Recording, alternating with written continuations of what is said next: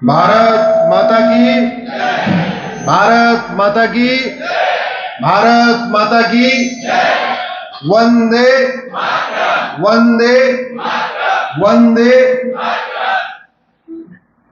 हमारे सामने बैठे भारत विकास परिषद के प्रमुख हरीश भाई बरोट, KIRC के चेतन बोरा जी, मुझे यहाँ बुलाने वाले रमेश जोशी जी, महेंद्र भाई, कल्पेश जी और मुकुंद भाई, इसके अलावा यहाँ आए सभी बहनों, भाइयों, छात्रों, छात्राओं, बच्चों, सबको मैं यथोचित प्रणाम करता हूँ और अपना आशीर्वाद भेंट करता हूँ।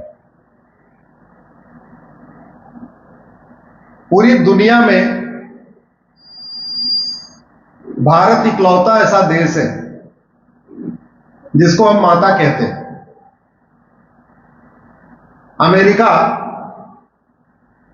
के लोग माता नहीं कहते, क्या कहते हैं? फादर। रूस को लोग फादर कहते हैं। तो पूरी दुनिया में या तो लोग अपने देश को कुछ कहते ही नहीं है, कुछ ऐसे देश हैं जिनको कुछ नहीं कहते हो, कुछ ऐसे देश हैं जिसको फादर कहते हैं। भारत इकलौता ऐसा देश है जिसको फादर नहीं कहते, क्या कहते हैं? माता। पूरी दुनिया में 1100 रिलीजन है। कितने रिलीजन है? 1100। इकलौता रिलीजन, इकलौता धर्म सनातन धर्म है जहां पे लड़कियों की पूजा होती है। 1100 यानी 1999 रिलीजन में लड़कियों की पूजा का कोई प्रावधान ही नहीं है। वहां फीमेल की पूजा होती ही नहीं है, केवल मेल की पूजा होती है। और भारत में उल्टा है। कोई एक त्योहार बताओ जहां बच्चों की पूजा होती हो, है क्या कोई? लेकिन साल में 2 बार नवरात्रे में किसकी पूजा होती है? लड़कियों की। तो भारत माता है। और हमारे देश में मनुस्मृति में लिखा है, नारी तू नारायणी। नारी क्या है? तू देवी है। ऐसा दुनिया के किसी और रिलीजन में नहीं है। यत्र नारंती पूज्यते रमन्ते तत्र देवता। जहां नारी की पूजा होती है वहां देवता निवास करते हैं। ऐसा किसी भी और रिलीजन की किताब में लिखा ही नहीं है। इससे समझा जा सकता है कि हमारे पूर्वजों ने, हमारे ऋषियों ने, हमारे मुनियों ने किस परंपरा की शुरुआत किया, हमारे वेद पुराण में क्या परंपरा शुरू की गई। लेकिन यह दुख रहा कि हम बीच में अपने कुछ पूर्वजों की गलती के कारण 700 साल गुलाम रहे। और याद रखिए, परिवार का मुखिया अगर गलती करता है तो उसका खामियाजा एक परिवार भुगतता है।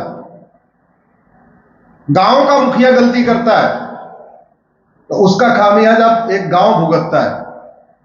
लेकिन जब राज्य का मुखिया गलती करता है तो उसका खामियाजा पूरा राज्य भुगतता है। और हमारे पूर्वजों से गलती हुई। अदरवाइज जिसको पता हो कि हमारा दुश्मन है,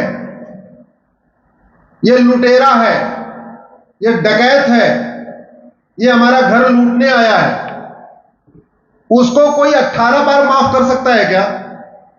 जोर से बोलिए जरा। तो भूल हुई कि नहीं? गलती हुई कि नहीं? और उस गलती का खामियाजा हमने लगभग 500 साल झेला। उस एक गलती का खामियाजा, अरे भाई वो एक बार आया, चलो माफ कर दिया, 2 बार माफ कर दिया, 3 बार माफ कर दिया, 18 बार किसी को माफ करना चाहिए क्या? एक बार समझ में नहीं आया उसका इंटेंशन क्या है, 2 बार में समझ में नहीं आया उसका इंटेंशन क्या है, 3 बार में समझ में नहीं आया इंटेंशन क्या है। अगर आपको 18 बार में उसका इंटेंशन समझ में नहीं आ रहा है तो आप अच्छे राजा हो ही नहीं। और एक बात और, आप इस ऑडिटोरियम में लगभग 1000 की संख्या में आप बैठे हुए हैं। यहां 2 गेट है। इस गेट से एक सांप घुस जाए, उस सांप को इस गेट में पकड़ना आसान है, या एक गेट के अंदर घुस गया फिर अंदर पकड़ना आसान है? जोर से बोलिए जरा। गेट पे पकड़ना आसान है, क्योंकि अगर अंदर घुस गया तो आपको 1000 कुर्सियों के नीचे झांक झांक के देखना पड़ेगा। पता नहीं कहां छुप गया, पता नहीं किधर गया, पूरी हड़बड़ी मच जाएगी, पूरे इस हॉल में अफरा तफरी मच जाएगी, तब जाके वो सांप पकड़ में आया। और अगर गेट पे है, ये हमारे साथ सोनू डागर आए हुए हैं, इन्होंने अगर गेट पे मार दिया तो काम खत्म, सब लोग सुरक्षित है। तो हमारे पूर्वजों से गलती हुई है। 12वीं शताब्दी में भी गलती हुई, 13वीं में भी हुई, 14वीं में हुई, 15वीं में भी हुई, 16वीं में भी हुई, 17वीं में भी हुई। जब अंग्रेज आए थे तो जब उन्होंने कलकत्ता उनका जहाज रुका तो 300 आए थे केवल। कितने आए थे? और उस समय 10,000 लोग परिवार के साथ घूमने गए हुए थे। उस समय सी बीच पे कितने थे? 10,000। वो आए कितने थे? 300। अगर एक एक पत्थर उठा के सबने मारा होता तो जिस जहाज से आए थे उसी जहाज में बैठ के भाग जाते हो। हम गुलाम होते क्या? तो गलती हुई कि नहीं हुई? हमारे पूर्वजों से गलती हुई कि नहीं हुई? दुर्भाग्यवश वो गलती आज भी की जा रही है। वो गलती कंटिन्यू है, सबक लिया ही नहीं। और याद रखिए, अगर हम इतिहास से नहीं सीखते, गलतियों से नहीं सीखते, तो समस्या फिर रिपीट होती है। बड़े मुश्किल से हजारों लोगों, माताओं ने जौहर किया, हजारों हमारे पूर्वज मारे गए, मरे, काटे, सब कुछ हुआ, तो मुगलों से आजादी मिली। मुगलों से मिलते ही आजाद थोड़े से हुए थी, अंग्रेज आ गए, 200 साल उनसे लड़े, फिर हजारों लोगों को फांसी हुई, आत्महत्या हुई, दुनिया भर की और तबाही झेली गई, बेइज्जती हुई, अपने देश में गुलाम बने रहे, अपने देश में टैक्स देते रहे। फिर 1947 में आजाद हुए, 1950 में संविधान लागू हो गया। संविधान में संविधान निर्माताओं ने बड़ी अच्छी अच्छी बातें कही। क्योंकि यहां ज्यादातर लॉ के स्टूडेंट हैं, तो सबने संविधान का प्रियम्बल तो पढ़ा ही होगा, पढ़ा है भाई सबने। पहला शब्द क्या है? We the people of India have decided to make a sovereign Bharat. Sovereign का मतलब, सोवरेन का मतलब संपूर्ण प्रभुत्व संपन्न। सोवरेन का मतलब ऐसा भारत बनाएंगे जहां विदेशियों का, गुलामों का नामो निशान नहीं होगा।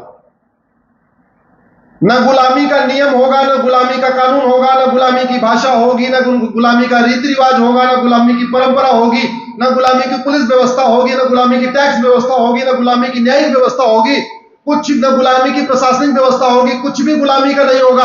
आज गुलामी खत्म हुई क्या? जोर से बोलिए।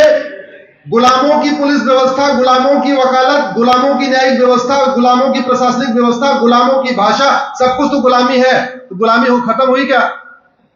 संविधान निर्माताओं ने क्या कहा? हम एक सोवरेन भारत बनाएंगे। कैसा भारत बनाएंगे? आप लोग बहुत गंभीर मत होइए, ऐसा ना हो कि बस मैं बोलता रहूं, आप ध्यान से सुनते रहो। वैसे सुनना चाहिए, लेकिन जब मैं कुछ पूछूं तो जोर से जवाब दो। आपका यह वीडियो 3 से 5 करोड़ लोगों तक जाएगा। उत्तर इतना तेज दो कि आपकी सबसे पीछे वाली आवाज इस माइक तक आ जाए, लोगों को पता तो चले कि कलोल के लोग कितने पावरफुल हैं, कलोल के लोग कितने जोशीले हैं। इसलिए उत्तर देने में कमी मत रखो, जोर से बोलो। गुलामी खत्म हुई क्या? मैं सुप्रीम कोर्ट में वकालत करता हूं, हमारा ड्रेस भी गुलामी वाला है, वही काली कोट, वही गाउन, वही पैंट, वही गुलामी के कानून। अब थोड़ी सी प्रक्रिया बदली है, शुरुआत हुई है। जो काम पहले के 15 प्रधानमंत्रियों को करना चाहिए था, उसकी शुरुआत मोदी जी ने किया है। जिन अंग्रेजी कानूनों को नेहरू जी को खत्म करना था, गुलजारी लाल नंदा को खत्म करना था, लाल बहादुर शास्त्री को खत्म करना था, इंदिरा गांधी को खत्म करना था, मोरारजी देसाई को खत्म करना था, चरण सिंह को खत्म करना था, इंदिरा गांधी को खत्म करना था, राजीव गांधी को करना था, विश्वनाथ प्रताप सिंह को करना था, चंद्रशेखर को करना था, नरसिम्हा राव को करना था, वाजपेयी जी को करना था, देवगौड़ा को करना था, गुजराल जी को करना था, मनमोहन सिंह को करना था। वो काम अब कौन कर रहा है? तो इसलिए एक बार सब लोग मोदी जी के लिए जोरदार बोलिए, भारत माता की। अब तक 1500 कानून खत्म हो गए हैं। पहले तो छोटी मोटी कटाई शुरू हुई थी, सफाई शुरू हुई थी, निराई गुड़ाई शुरू हुई थी। अब बड़े पेड़ों को काटा जा रहा है। 1860 का इंडियन पिनल कोड भी बदला जा रहा है, 1861 का पुलिस, 1872 का एविडेंस एक्ट भी बदला जा रहा है, 1998 का सीआरपीसी बदला जा रहा है। तो अब बदलाव आ रहा है। अच्छी बात यह है कि अभी आप लोग कॉलेज में हो, जब तक निकलोगे तब तक बदल चुका होगा, इसलिए आपको ज्यादा मेहनत नहीं करनी पड़ेगी, नई वाली आपको याद करना पड़ेगा। हम लोगों के सामने समस्या हो गई कि हम इतने दिन से पुरानी वाली याद कर रहे थे, अभी पूरा मिक्स हो गया है। हम 302 मर्डर याद कर रहे थे, अब 302 चेन स्नैचिंग होने वाला है, तो हम लोगों के लिए समस्या बढ़ने वाली है।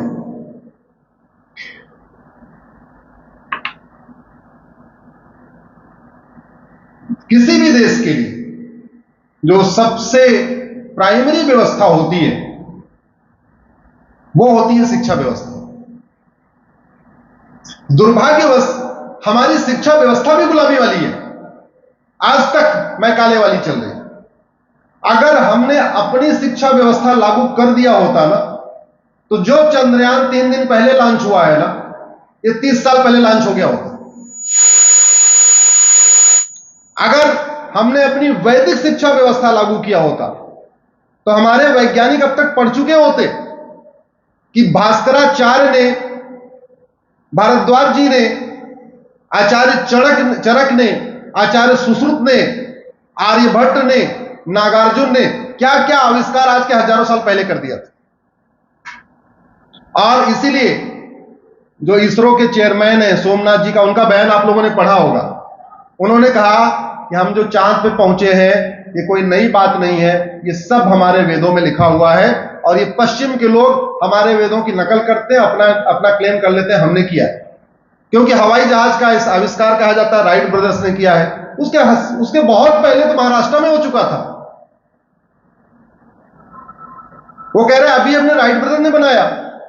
रावण लंका से पाकिस्तान, जहां से रानी माता कैकेयी आई है, कैकेयी, चूंकि कैकेयी एक राज्य था, उस राज्य पे जब रावण ने अटैक किया था तो उसने हवाई जहाज से किया था, और लंका से पाकिस्तान गया था।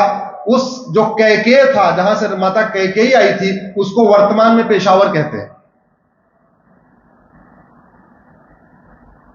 कुंभकर्ण ने अपने हवाई जहाज से जब अटैक किया था, एक राज्य जीता था कुंभा, उसको आज काबुल कहते हैं। तो रावण के पास उस समय जहाज था जब उसने अपने छोटे भाई को भेजा, लंका से कहां भेजा? काबुल। वो भी हवाई जहाज से गया था। अनगिनत एग्जाम्पल है हमारे पास तो। हाँ, अब हमें पता नहीं है इसलिए हमें लगता है ये तो कहानी है। आप सबको ये पंखा चलता हुआ दिख रहा है ना?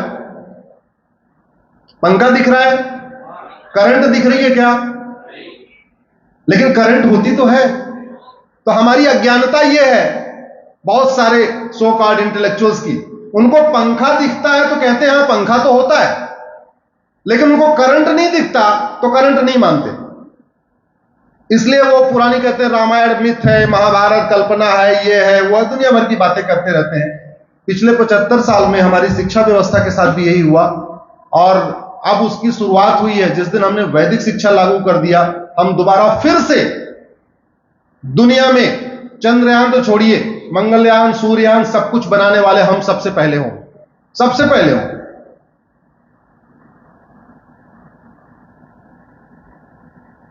सबसे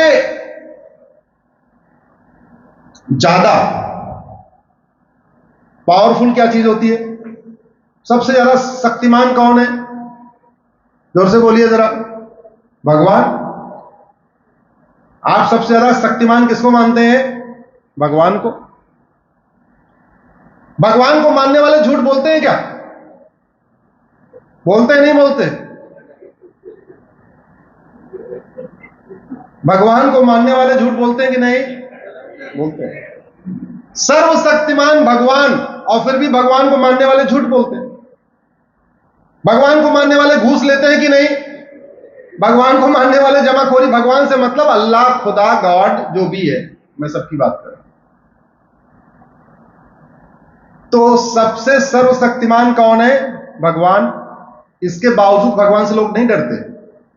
इसलिए मैं कह रहा हूं, कलयुग में सबसे ज्यादा शक्तिमान होता है कानून।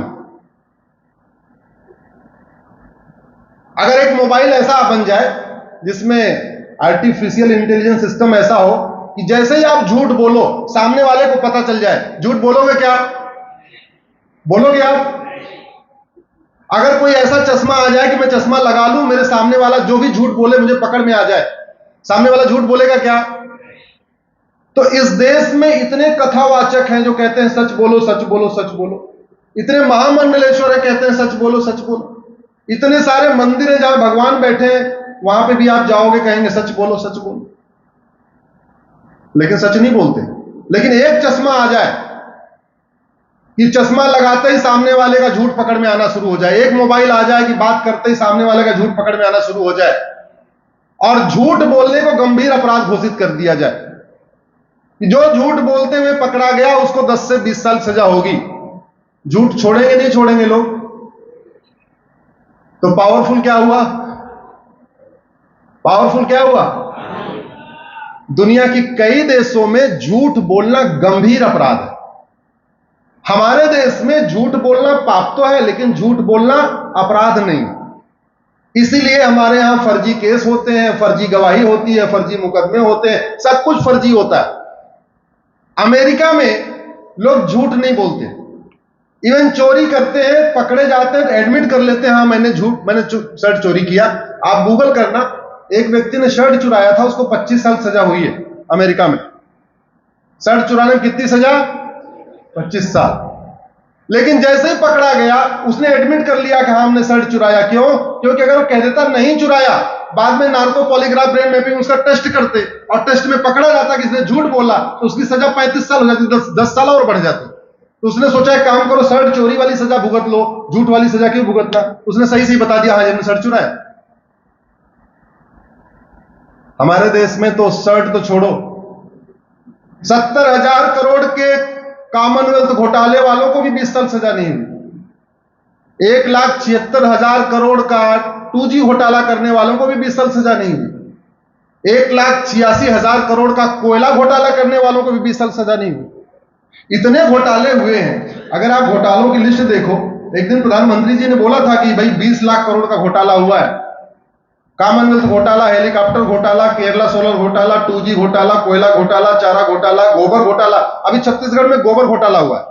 गोबर घोटाला कैसे हुआ? जिसके पास गाय नहीं है उसको भी पेमेंट कर दिया कि ये गाय का गोबर बेच रहे थे। चारा घोटाला को बिहार में हुआ तो पता ही होगा। दिल्ली जल बोर्ड घोटाला, जहां कट्टर ईमानदार सरकार है वहां जल बोर्ड में बहुत बड़ा घोटाला हो गया। हसन अली घोटाला, चावल घोटाला, दाल घोटाला, आटा घोटाला, यूरिया घोटाला, वक्फ घोटाला, आदर्श हाउसिंग, अब्दुल करीम तेलगी घोटाला, नेशनल हेराल्ड घोटाला, गोवा माइनिंग, उड़ीसा माइनिंग, शारदा घोटाला, नारदा घोटाला, सत्यम घोटाला, बोफोर्स घोटाला, जीप घोटाला, सड़क घोटाला, रेलवे घोटाला, दवा घोटाला, किताब घोटाला, तेल घोटाला, मसाला घोटाला, बिजली घोटाला, संसद में नोट लहराई गई थी। और अभी तो इसके पहले यूपी में घोटाला हुआ था, कब्रिस्तान घोटाला। कब्रिस्तान घोटाले में क्या हुआ? पेमेंट चला गया, न वहां कब्रिस्तान न वहां कब्रिस्तान की बाउंड्री, बोले कब्रिस्तान बन गया, कागज पे ही कब्रिस्तान बन गया। क्यों ये घोटाला होता है? ये घोटाला चीन में होता है क्या? सिंगापुर में होता है क्या? अमेरिका में तो नहीं होता। सिंगापुर में तो इतने मठ मंदिर नहीं है, इतने महामंडलेश्वर नहीं है, इतने जगत गुरु नहीं है, इतने पादरी नहीं है, इतने मौलवी नहीं है, फिर वहां घोटाला क्यों नहीं होता? वहां ड्रग स्मगलिंग क्यों नहीं होती? आप गूगल करना, अभी कुछ दिन पहले ही सिंगापुर में एक व्यक्ति के पास 900 ग्राम गांजा मिला, उसको फांसी हुई है। कितने में? 900 ग्राम, मतलब इतना सा। यहां तो 9-9 कुंटल गांजा मिलता है। क्यों मिलता है? क्योंकि हमारे पास कानून अच्छा नहीं, और कानून की कोई लागत नहीं होती। इसलिए इस कलयुग में सबसे ज्यादा शक्तिशाली कौन? कानून। और वही हमारे पास नहीं है।